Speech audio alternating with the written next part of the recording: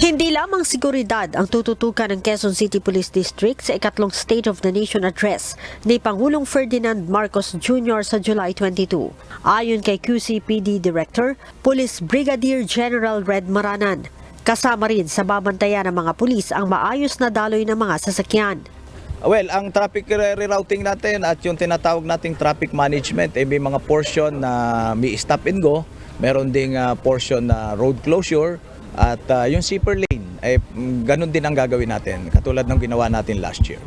Kahapon, isa-isang ininspeksyon ng QCPD ang mga equipment na gagamitin ng mga pulis sa ground. Kabilang dyan ang mga mobility asset, mobile command center, mga transyon, baton, two-way radio, drone at bomb robot. Ang result ng ating inspection ngayon ay nagsasabi na ang QCPD ay handang-handa na sa ikatlong zona ng ating Pangulo. Mag-i-start kami ng deployment Friday pa lang kami sa QCPD. Friday ay meron na tayong certain percentage na i-deploy ng mga pulis, Saturday, Sunday hanggang sa Monday, yung 100%.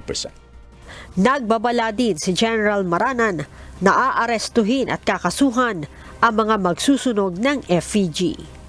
Leia Ilagan, UNTV, News and Rescue. Diyos ang aming sandigan, serbisyo publiko ang aming pinahahalagahan.